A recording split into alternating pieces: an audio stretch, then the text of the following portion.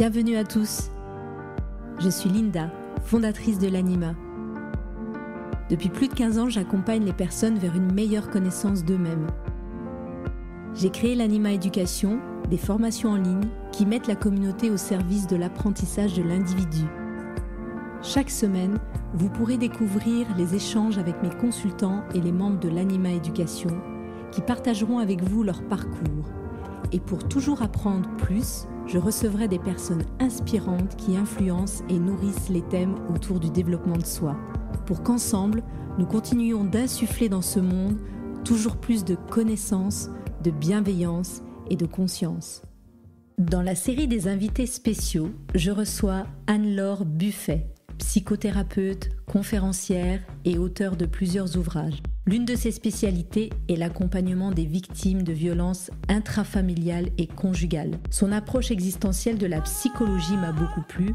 J'ai donc voulu, après avoir lu son ouvrage « Ces séparations qui nous font grandir », échanger avec elle sur ce sujet tant douloureux des séparations. Le livre, il parle de rupture, bien évidemment, mais surtout il parle de séparation, parce que je crois que quitter quelque chose ou quelqu'un, ça se fait pas en un claquement de doigts. La plupart d'entre nous ne savons pas rester seuls. Notre société juge cela comme quelque chose de pas normal. De la notion de rupture à la séparation en passant par le deuil, du manque de clôture cognitive à l'espoir de réparer la séparation, nous allons évoquer les leurres du développement personnel qui proposent des solutions rapides, des pansements qui ne cicatrisent pas. Vous avez été quitté par quelqu'un que vous aimiez beaucoup, donc ouvrez vos chakras, respirez, faites un peu de méditation, prenez un bon bol d'air, allez embrasser les arbres de la forêt. Dans 3 jours, faites plutôt ça. N'oubliez pas un peu de détox, faites un grand jeûne, allez marcher et dans 3 mois, vous verrez, ça va mieux. Non, c'est pas vrai, c'est complètement faux. Et c'est hyper mensonger de dire ça aux gens. Comment accepter de souffrir, d'être quitté ou de quitter soi-même? Comment transcender la douleur pour grandir? Bonjour Anne-Laure. Bonjour.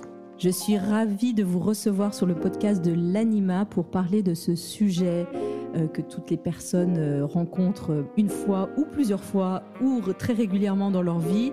Les ruptures. Alors les ruptures dans différents domaines, ça peut être des ruptures sentimentales, ça peut être des ruptures émotionnelles, familiales, etc. Ça peut être dans le travail. En tout cas, tout ce qui nous ramène à une remise en question de nous-mêmes. Et vous avez fait un livre exceptionnel à ce sujet. Et j'aimerais tellement que vous nous partagiez un petit peu toutes les clés de compréhension de la rupture, comment on peut se servir de la rupture à notre avantage et à notre service pour grandir. Bien, eh bien alors allons-y. Alors déjà, le livre, il parle de rupture, bien évidemment, mais surtout il parle de séparation, parce que je crois que quitter quelque chose ou quelqu'un, ça se fait pas en un claquement de doigts, enfin je crois, j'en suis certaine, contrairement à ce que beaucoup voudraient espérer d'une manière un peu pensée magique, c'est-à-dire que j'aime plus, je suis présent, je suis absent, ça marche pas comme ça. Et donc moi je vois 2 choses différentes, je vois la rupture qui est un instant T, auquel on va le penser comme... C'est un mot très brutal, hein, le mot rupture, c'est un mot qui est... on sent la fracture, la cassure, la déchirure, enfin tout ça c'est des mots où il y a un arrachement, c'est douloureux. Et la séparation, pour moi, c'est quelque chose qui est beaucoup plus long, c'est quelque chose qu'on va envisager, c'est comme si déjà c'était plus doux de dire séparation, même quand on le dit, c'est plus doux que de dire rupture. Ouais, c'est un peu comme de dire, c'est comme si les 2 parties étaient plus ou moins d'accord et travaillaient dans ce sens. C'est ça que vous voulez dire? Les 2 parties, je sais pas. Ça serait bien qu'elles soient toujours d'accord, mais c'est rarement le cas quand même. Donc les 2 parties, je sais pas. Mais en fait, ce qui est important, c'est d'être déjà d'accord avec soi-même. Quand on va se séparer ou quand on subit une séparation, donc une rupture, en fait, quand on le subit, on se prend la rupture en pleine face. On n'est pas préparé. On va avoir des signes, on peut avoir des pressentiments, on peut, si on est honnête avec soi-même, se dire j'avais bien vu que ça n'allait plus, que les choses étaient différentes, etc. Mais on ne se prépare pas, lorsqu'on subit la rupture, on ne se prépare pas de la même manière à la séparation. La séparation, encore une fois, c'est un temps qui est long parce qu'on envisage ce que l'on va quitter et qui l'on va quitter, on envisage ce que l'on va être et qui l'on va être après. C'est sur le plan cognitif, c'est sur le plan comportemental et c'est sur le plan émotionnel. Alors qu'encore une fois, la rupture, je veux dire presque la rupture emblématique du théâtre de vaudeville ou des films hollywoodiens, c'est je suis là, je ne te supporte plus, je balance un truc au travers de la pièce, je m'en vais, je claque la porte, adieu. Ça, c'est une rupture. Ça marche dans les films, c'est très bien dans les films, c'est super. Après, on pleure tous, on est désespérés. À la fin, il y a Hugh Grant qui revient et qui récupère sa chérie. Bon, tout ça, c'est super, mais c'est pas ça une rupture. Une rupture et donc une séparation, c'est tout ce qui nous amène à petit être différent de qui nous étions lorsque nous étions dans le lien. Et effectivement, quand j'ai écrit ce livre, j'ai pas pensé simplement aux séparations ou aux ruptures amicales ou amoureuses, et je dis bien amicales parce qu'une séparation amicale est, à mon sens, plus difficile à digérer qu'une séparation en amour. C'est toutes les séparations, c'est lorsqu'on va déménager, c'est quitter un emploi, c'est partir de chez ses parents ou laisser ses enfants partir, c'est une séparation, hein, quand on est parent et que les enfants quittent le nid. D'ailleurs, on parle bien du syndrome du nid vide, donc c'est bien que tout d'un coup cette espèce de solitude à laquelle on est confronté parce que les enfants sont plus là, on n'a plus à préparer les repas, on n'a plus à veiller qu'ils aillent bien, on n'a plus à se soucier de leur santé au quotidien, de leurs activités, etc. Ça peut laisser extrêmement désœuvré. Donc cette séparation-là, il faut aussi pouvoir la prévoir. C'est bien sûr toutes les séparations qui sont liées au deuil réel, hein, pas au deuil symbolique. Donc tout ça, ça doit pouvoir s'envisager. Et la grosse difficulté, en fait, c'est très souvent de pouvoir se dire, mais qui vais-je être après ?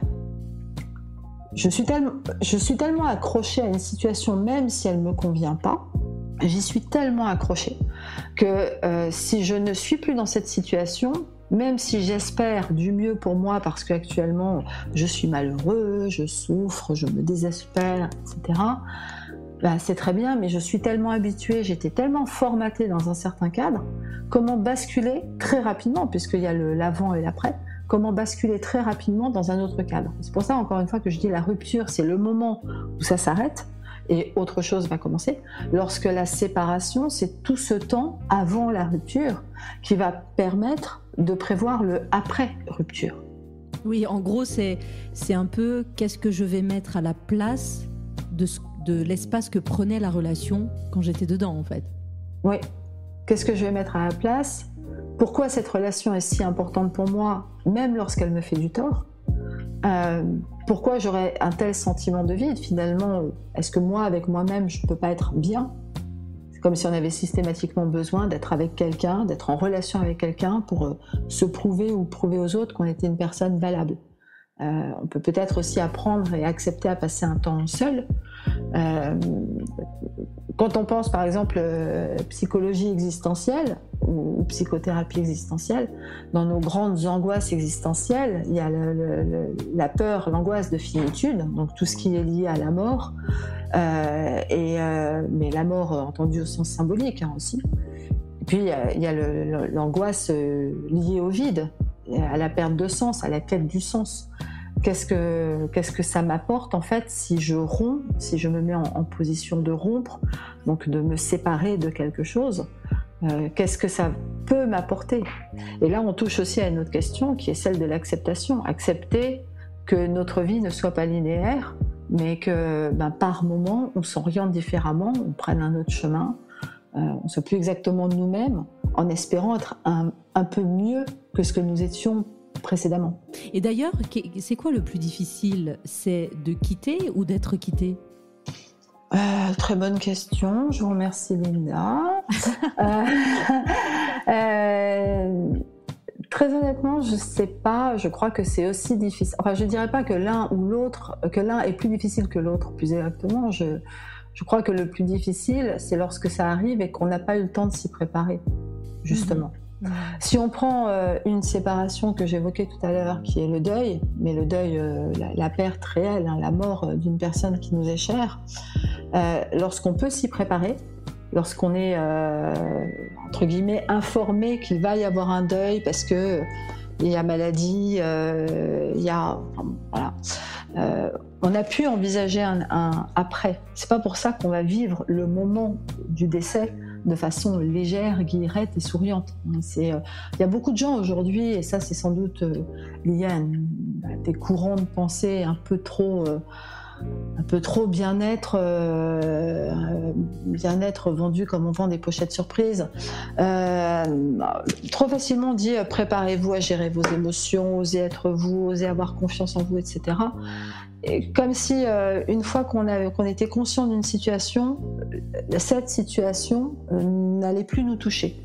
On allait être débarrassé de toutes nos émotions. Non, c'est complètement faux. Et c'est non seulement faux, mais en plus c'est stupide de tenter de faire croire ça aux gens, parce que ceux qui continuent à être dans la peine, dans la colère ou dans le regret de quelque chose, se rajoutent une couche de culpabilité en se disant non seulement je suis dans la colère ou je suis dans la peine, mais en plus je suis super nulle, parce que si je lis bien tous les bons conseils que je vais trouver dans les journaux ou sur YouTube par exemple, je devrais aller bien puisque j'ai appris à gérer mes émotions. Non, ça ne fonctionne pas comme ça du tout. Et heureusement, on est des êtres humains et nous réagissons avec les émotions qui nous dépassent par moments. Mais en revanche, si elles nous dépassent, on peut les nommer. Je suis dans la peine, j'ai perdu quelqu'un que j'aimais, j'étais préparée à ce que cette personne parte parce qu'elle était très malade, mais cette séparation me cause quand même de la peine et c'est normal. Voilà. Et c'est accepter cette espèce de normalité terrible qu'est la tristesse liée à un deuil. En revanche, pour rester sur le deuil, quelqu'un qui va décéder brutalement parce que accident, par exemple, on s'y était pas préparé, la personne était là 1 heure avant et 1 heure après elle n'est plus là et définitivement plus là. On est bien quitté par la personne. Je dis pas qu'elle a pris la décision de nous quitter, mais on est quitté, on se retrouve seul. Et ça, c'est une séparation qui est terrible parce qu'on s'y est pas préparé. Et de même, dans les séparations amicales ou amoureuses, on peut sentir que le couple, même le couple en amitié, se délite, on se voit moins, on se voit différemment, on n'a plus les mêmes centres d'intérêt. Dans le couple amoureux, on ne se parle plus, ou on a moins envie de se voir. On sent quand même quand les choses commencent à aller de travers. Et là, on peut se préparer en se disant est-ce que je suis encore bien ? Est-ce que je suis encore bien avec cette personne ? Qu'est-ce qui se passerait si elle partait, si elle n'était plus là dans mon quotidien ? Je ne dis pas qu'on le souhaite. Se préparer à quelque chose, ce n'est pas souhaiter quelque chose, mais on y pense. En revanche, j'ai en tête 2-3 cas en consultation, et entre autres une personne qui est partie en vacances il y a quelques années avec son mari et leurs enfants. Les vacances se sont très bien passées, extrêmement bien passées, donc en apparence rien de particulier par rapport au reste de l'année. Ils sont rentrés, ces personnes sont arrivées chez elles, et le mari est parti dans la chambre, il a pris un sac, il a mis les affaires dedans et il est parti. Et il n'est jamais revenu. Là, on ne peut pas s'y préparer. Parce que tout allait bien, ou tout n'allait pas moins bien que d'habitude. Donc ça allait. Voilà. Ça allait, c'était pris. Alors, on peut toujours dire oui, mais quand même, l'habitude, la quotidienneté, la routine, peut-être que tu n'as pas vu certaines choses. On peut aussi faire du mal aux gens en essayant de les enfoncer dans leur culpabilité. Je ne trouve pas ça forcément idéal comme situation. Mais toujours est-il que cette personne, elle s'est retrouvée seule dans son salon, avec ses enfants, et puis un mari qui avait pris la porte et qui n'est jamais revenu. Ça me fait penser au manque de clôture cognitive, justement, qui paralyse les personnes, quelles que soient les choses, les décisions à prendre. Dès qu'on n'a pas de visibilité ou de repères dans le futur et on ne sait pas trop où on va, c'est hyper paralysant dans le moment présent. Donc je suppose que cette personne qui s'est retrouvée dans son salon avec son mari qui est parti du jour au lendemain alors qu'il y avait, entre guillemets, rien qui annonçait cette séparation brutale, elle, pour le coup, elle a dû se retrouver complètement perdue et ça a dû être un choc émotionnel qui, par la suite, après, a dû prendre des étapes pour se régler. Mais c'est vrai qu'on n'est jamais préparé à ne pas savoir de quoi va être fait demain. Enfin, on a toujours besoin d'avoir un minimum d'éléments ou de repères pour se sentir en sécurité et avoir confiance en soi, en fait. Vous savez, l'impossibilité de se projeter dans quoi que ce soit, c'est sans doute une des choses qui nous abîme le plus. Et là, on l'a beaucoup vu depuis 2 ans avec le Covid. Ou du jour au lendemain, on nous dit bon alors vous êtes gentil, mais ce que vous allez faire, c'est que vous allez rester chez vous, puis surtout vous sortez plus, et puis ça va durer 2 semaines. En fait, ça va durer 1 mois. En fait, ça va durer 2 mois. En fait, ce qui va se passer, c'est que maintenant vous pouvez ressortir, mais vous faites pas plus de 100 km. Et à chaque fois, il y avait au lieu qu'il y ait une possibilité de se dire je vais pouvoir à nouveau voir des amis, voir ma famille, travailler ou que sais-je encore, c'était non seulement vous pouvez pas, mais on vous rajoute des conditions supplémentaires. Et finalement, c'est quand vous parlez de clôture cognitive, là on peut presque la visualiser, c'est-à-dire qu'il y avait une clôture qui se dressait devant les gens, qui se resserrait chaque fois un peu plus, et une impossibilité de se dire, et Dieu sait que le Covid a été une période de séparation à tout point de vue, toutes les séparations qu'on peut envisager, et il y avait une impossibilité de se dire qu'est-ce que je peux envisager après, puisqu'on ne pouvait pas mettre une temporalité sur le après. Alors c'était un après tout d'un coup complètement délirant. Dans 5 ans, dans 10 ans, dans 15 ans, quand je vivrai à la campagne et que j'aurai fait pousser tout un champ de tomates bio.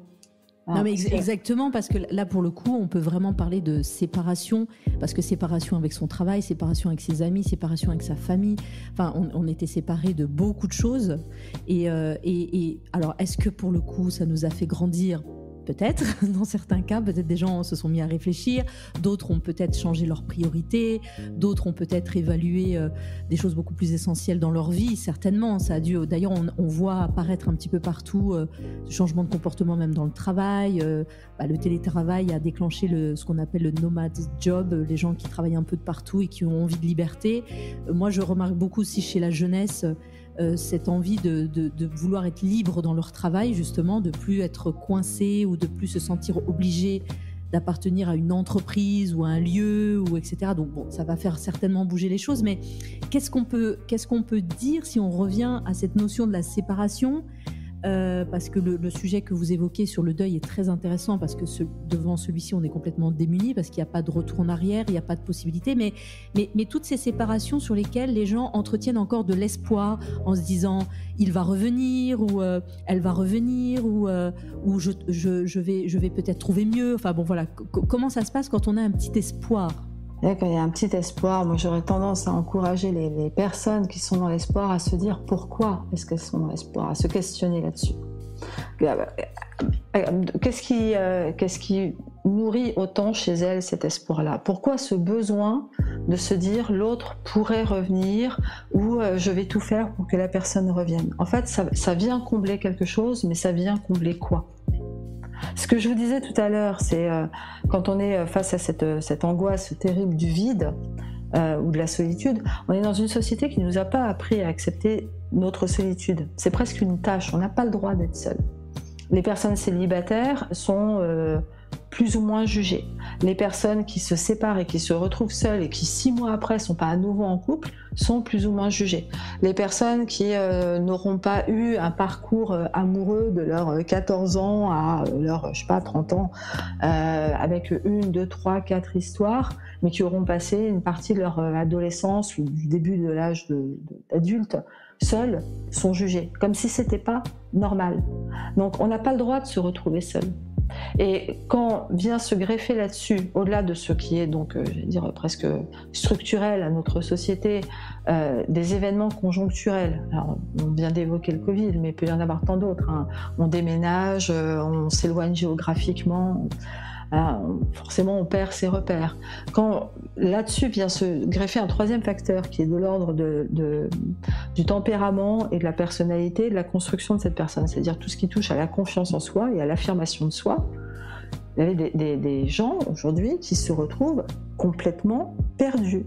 Ils ne savent plus où ils vont, ils ne savent plus pourquoi, et si le peu d'attache qu'ils ont se défont, s'ils sont donc quittés par un proche, en l'occurrence en général un conjoint ou une conjointe, ils se retrouvent vraiment avec une espèce de vide, bien sûr à l'extérieur d'eux, mais un vide intérieur qui est presque insondable. Et moi je crois vraiment la première question à se poser, elle est là, c'est pourquoi j'ai tant besoin de retrouver ou de croire que je vais retrouver la personne avec laquelle j'ai passé tant d'années. Pourquoi je ne me questionne pas sur la signification et le sens à donner à cette rupture? Pourquoi je me questionne plutôt sur comment absolument faire à nouveau entrer dans ma vie quelqu'un qui ne veut plus y être? Finalement, la difficulté de la séparation, elle est proportionnelle au vide intérieur en fait, que la personne a en elle et qu'elle a chargé l'autre de remplir par sa présence, par cette relation qu'ils avaient construite ou en tout cas qui était en cours. Et donc c'est l'opportunité finalement, cette séparation, de se dire, bien, si je souffre autant, ou en tout cas si je suis complètement démunie sans cette personne, c'est que je ne m'accordais pas beaucoup d'espace à moi-même finalement. Oui, c'est exactement ça, c'est une vraie opportunité. Alors bien sûr, quand on le dit comme ça, entre autres à vos auditeurs, hein, si je leur dis « Ah là, mais attendez, là vous avez été quittés, mais c'est génial, vous ne vous rendez pas compte l'opportunité que vous avez de vous construire pour bien votre vie », je pense que la moitié vont couper, et l'autre moitié va me maudire jusqu'à la fin de mes jours, et en partie à raison. Non, l'idée c'est pas de se dire « Waouh, c'est génial, je suis confrontée à la rupture, quel bonheur », mais on a, encore une fois, c'est ce que j'évoquais, on a parfaitement le droit de se dire je sens que je vais être quittée, je sens que ça arrive, je viens d'être quittée et je suis malheureux et je suis en colère et je ne comprends pas pourquoi. On en a le droit. Et si on se refuse ce droit-là, justement, en allant vers des espèces de théories pseudo-ésotériques où tout va bien, je vais faire un peu de yoga, je vais me concentrer sur de la méditation, que personne n'arrive à faire vraiment correctement. On confond trop méditation et relaxation, hein, d'ailleurs. Merci beaucoup Anne-Laure, merci de donner ce point. Merci beaucoup. Et je vais même vous dire mieux, c'est que la méditation, on le déconseille très fortement aux personnes qui sont victimes de traumatisme, parce que ça projette beaucoup trop à l'intérieur de soi, et une personne traumatisée qui n'a pas remonté le traumatisme et qui n'a pas élaboré autour quelque chose peut décompenser. Donc moi sur la méditation je suis extrêmement prudente. Bref, ça c'était une aparté sur la méditation. Importante. Mais enfin, bien évidemment qu'il faut dire aux gens, mais vous êtes malheureux et vous avez le droit d'être malheureux. Et vous êtes en colère, vous avez le droit d'être en colère. En revanche, qu'allez-vous en faire? Si l'idée c'est de se complaire devant sa glace en disant je suis une pauvre victime extrêmement malheureuse parce que j'ai été quittée par la personne que j'aimais, on n'avancera pas et on va rester comme un enfant qui est à l'entrée de la crèche, posé par terre, maman est partie et il est seul avec son doudou et il pleure. Et en fait, c'est exactement le même désespoir, c'est-à-dire que l'enfant qui voit partir sa mère, il n'a pas encore la projection possible pour se dire il y a autre chose que ma mère et ma mère va revenir. Lorsque nous sommes quittés et que nous sommes dans ce même état, on est exactement comme le petit enfant. C'est la personne que j'aimais, elle est partie, elle reviendra plus jamais, et moi je suis tout seul et je suis perdu. Et c'est Bridget Jones, quoi. Je vais m'asseoir sur mon canapé, je prends un pot de glace et je vais me pendre à mon ficus. C'est pas vrai. C'est pas vrai. En revanche, si on se bat avec soi-même en disant « j'ai été quitté, c'est l'opportunité tout de suite d'en faire quelque chose », on refoule des émotions. C'est pas bon non plus. Donc il y a, entre guillemets, un temps pour chaque chose. On a le droit à cette tristesse et à cette colère, et puis il y a un moment où, en tant qu'adulte, on doit tenter de trouver les moyens déjà de s'apporter à soi-même une acceptation, un réconfort, une écoute en disant « oui, ok, t'es quitté ». Et oui, tu as le droit à ces sentiments-là, et ils sont forts, et ils ont un sens. Mais en revanche, si tu laisses tes émotions t'envahir, te dépasser totalement, tu vas rester figé comme un petit enfant à l'entrée de la crèche, à guetter la porte toute la journée, en espérant le miracle que maman revienne plus tôt que prévu. Et dans ces moments-là, justement, de perte de repères, de manque de clôture cognitive, de peur, enfin de tout ce qui peut envahir une personne qui est dans cette situation, est-ce que c'est mieux de rester seul ? Alors après, c'est vraiment relatif à chacun, ou tout simplement de ne pas hésiter à aller soit voir un thérapeute, ou soit aller voir des amis, ou enfin je sais pas, voilà, d'essayer de parler, de verbaliser. Alors après, tout le monde ne réagit pas de la même façon au niveau émotionnel. Il y en a qui vont pas avoir envie de parler, il y en a qui vont avoir envie de s'autodétruire. Enfin, il y a tellement de champs de possibilités. Mais ce que je veux dire, c'est quel est le conseil, ou en tout cas la suggestion qu'on pourrait proposer aux personnes qui sont vraiment démunies? Alors vous l'avez dit, c'est propre à chacun. C'est une personne réellement... Alors si elle est réellement démunie, elle ne peut pas rester seule. Il ne faut pas la laisser seule. Quelqu'un qui est totalement démuni, elle est potentiellement en danger ou en situation de risque. Parce que c'est ce qu'on disait tout à l'heure, quand il y a plus ces clôtures, donc quand il n'y a plus de projection possible, elle peut partir dans tous les sens, dans tous les sens du terme d'ailleurs, mais elle peut vraiment partir dans tous les sens. Donc non, quand on se sent vraiment perdu, il est important de chercher autour de soi un proche ou un professionnel, ou en tout cas un lieu d'écoute. Et je dis bien un lieu d'écoute parce que c'est pas forcément ce lieu-là qui va nous permettre de transformer la période et de grandir au travers de cette période de séparation. Mais en revanche, ça va nous permettre de poser, de nommer un certain nombre de choses. En revanche, il y a d'autres personnes qui sont moins perdues et elles ne sont pas plus fortes pour autant. Il ne faut pas tout mélanger. Pareil, le concept fort, fragile, résilient, pas résilient. On met de la résilience à toutes les sauces, ça ne me convient pas beaucoup. Ça ne fonctionne pas. Il y a des personnes qui vont donner le sentiment d'avoir plus de facilité de rebond parce que leurs possibilités de se projeter demeurent plus présentes. C'est pas pour autant que ce qu'elles vont faire va être profondément intelligent ou constructif. Simplement, elles vont être dans l'action. Et puis il y a d'autres personnes qui vont être dans une action cognitive, c'est-à-dire qu'elles sentent qu'elles ont besoin, avec l'aide de quelqu'un, d'élaborer quelque chose de construit. Et celles-là, elles vont aller voir un thérapeute, non pas pour nommer, non pas pour agir, mais pour trouver un équilibre entre ce qu'elles nomment et ce qu'elles agissent. Donc en fait, les deux premiers cas, c'est deux cas où il y a du déséquilibre, et le troisième cas, c'est un cas où la personne est équilibrée, elle, encore une fois, avec toute sa charge émotionnelle qui est lourde à porter, mais elle est équilibrée et elle sent qu'elle a besoin d'agir, mais qu'elle a besoin aussi de nommer ce qu'elle traverse et ce qu'elle veut vivre pour que ça prenne un sens cohérent. Donc on peut parler de responsabilité, c'est-à-dire chacun devant le choc émotionnel qu'il peut vivre doit prendre la responsabilité de son propre questionnement, de sa propre prise en charge dans un premier temps, et ensuite trouver les voies qui lui semblent les plus adaptées ou celles qui répondent en tout cas aux besoins. Oui, absolument. Et c'est là que je dis que les ruptures et les séparations nous font grandir. C'est cette image que j'ai prise du petit enfant à la porte de la crèche complètement désespéré. Ça reste un petit enfant.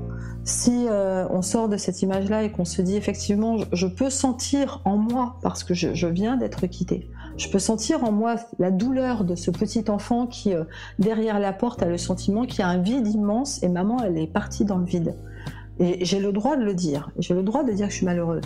Mais en revanche, ma vie ne s'arrête pas à cette porte. Je peux, moi, en tant qu'adulte, me relever, ouvrir la porte et sortir aussi. Je peux aussi faire quelque chose.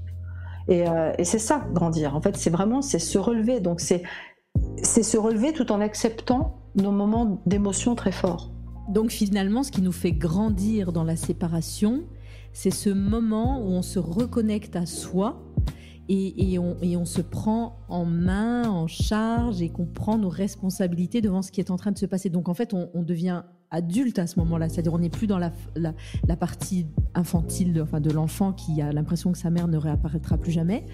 C'est de passer à ce niveau supérieur de conscience de soi qui dit « je peux continuer, même seul ». Absolument. C'est exactement ça. Alors, pareil, aujourd'hui, tout à l'heure, je vous ai dit le mot résilience qu'on met à toutes les sauces, ça m'agace. Et en fait, pour être très honnête, Linda, il y a beaucoup de mots qu'on utilise un peu à tort et à travers et ça m'agace. Mais justement, dès qu'on touche en fait à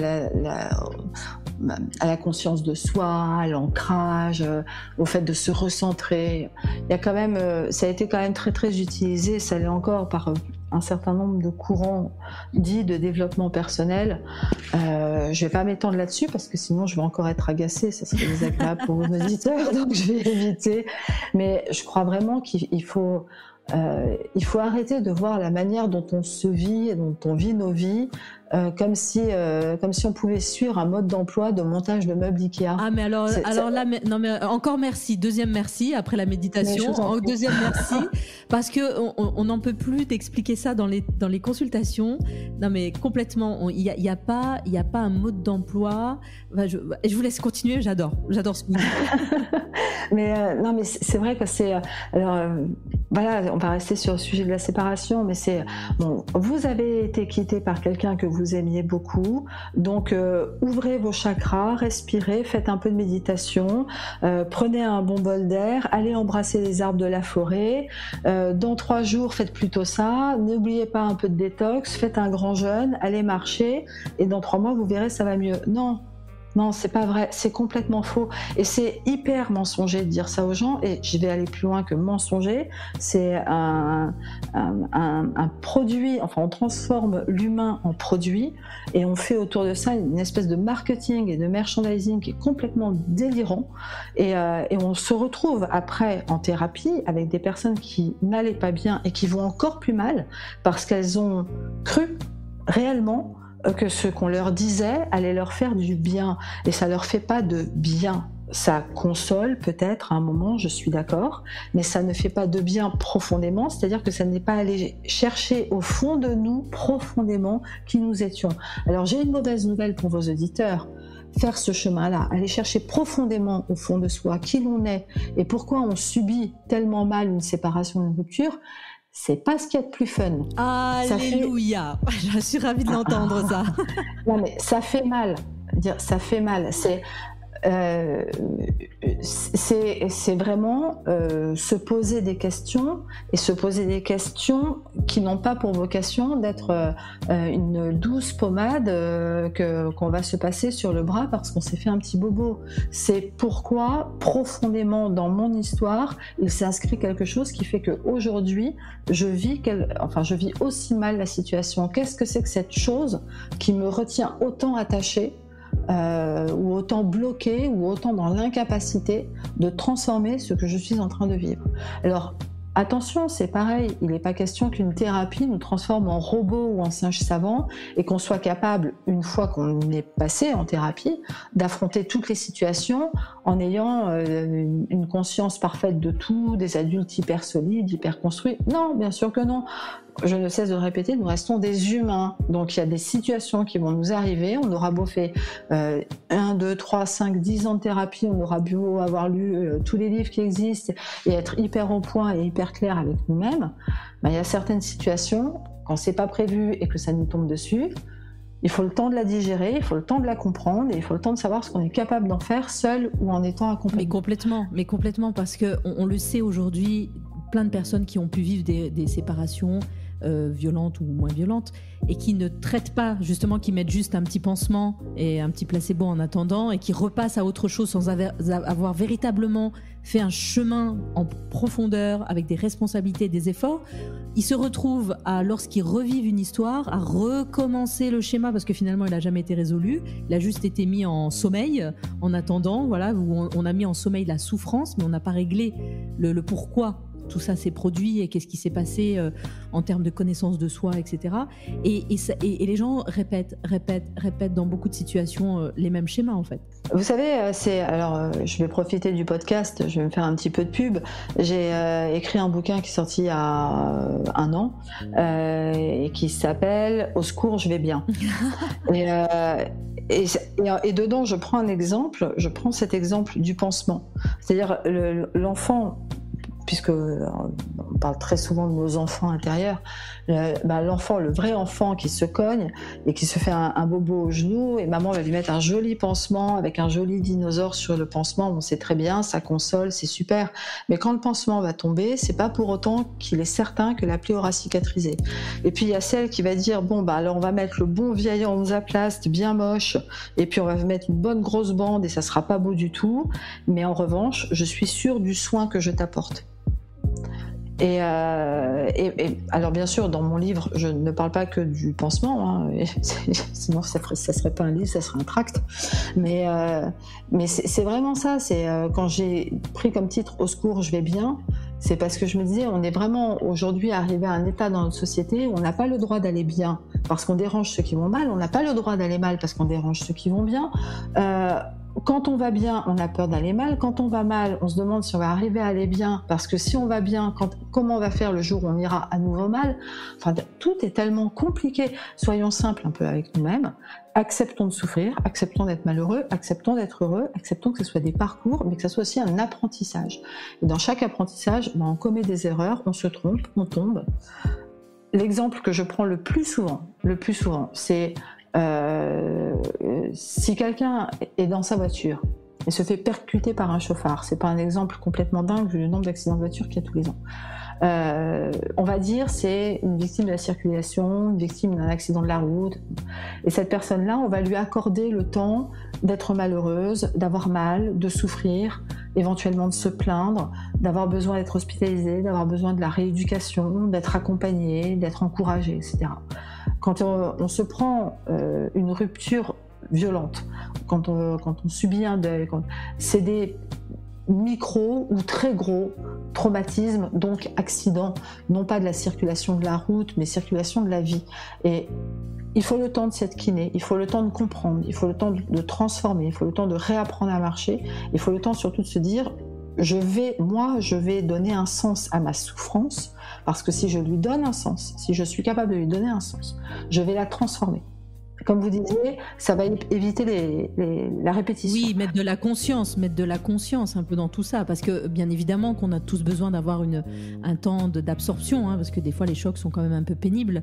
Mais il faut se donner une deadline, c'est-à-dire on va pas passer notre vie à traîner pendant des années et des années, parce que bien souvent, après c'est les personnes qui entretiennent la souffrance, en général, elles n'ont pas vraiment envie, c'est pas une volonté profonde d'en sortir.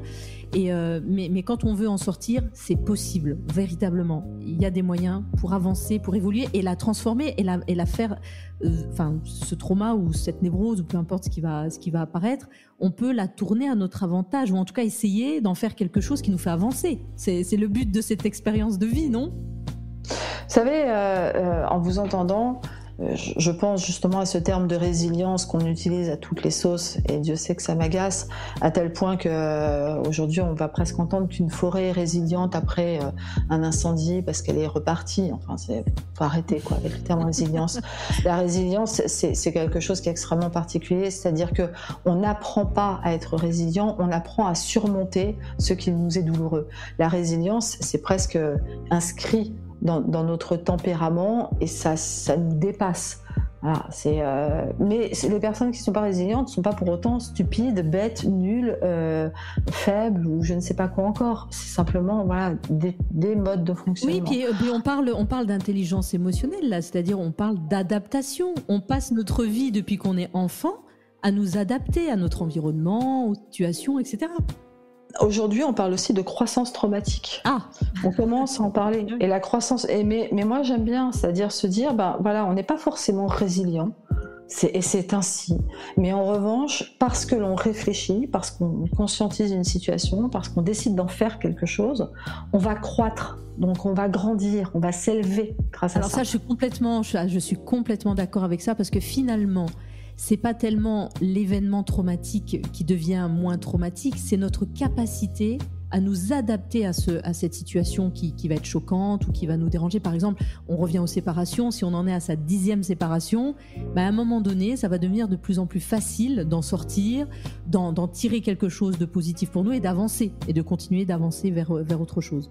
Alors moi, je vous dirais que c'est de plus en plus facile ou de plus en plus dur, parce que les personnes justement qui sont dans ces répétitions de vie et qui à chaque fois ont l'impression dans les scénarios qu'elles mettent en place qu'elles sont sujets et qu'elles agissent différemment, ces personnes-là finalement elles pédalent dans la semoule, clairement.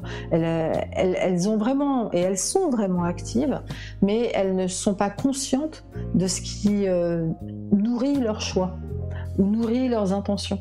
Elles ne sont pas encore allées le chercher.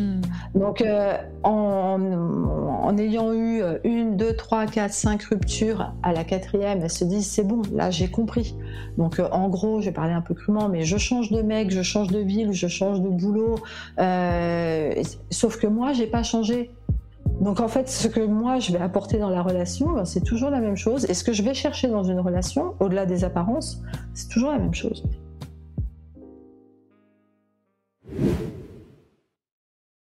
Et Anne-Laure, pour clôturer le podcast, est-ce qu'on pourrait dire que justement, en tout cas si on a su petit à petit tirer le jus des leçons des séparations et qu'on a réussi à grandir avec, est-ce qu'on peut espérer ne plus se séparer ? Je vous répondrai, on peut espérer ne plus se séparer de soi. C'est-à-dire ne plus abandonner qui on est profondément et qu'on connaît ou qu'on connaît mal ou qu'on ne connaît pas du tout, parce qu'on a besoin d'être dans une relation. On va préserver la personne que l'on est parce qu'on va être dans le désir d'être dans une relation. C'est pas la même chose, le besoin et le désir. On peut désirer être dans une relation, mais y aller en restant soi-même. Quand on est dans le besoin, c'est tellement important que finalement on risque de s'oublier, de s'abandonner à l'autre, de lui donner un peu tout de ce que l'on est ou de ce que l'on est capable de faire, simplement pour que cet autre ne nous laisse pas.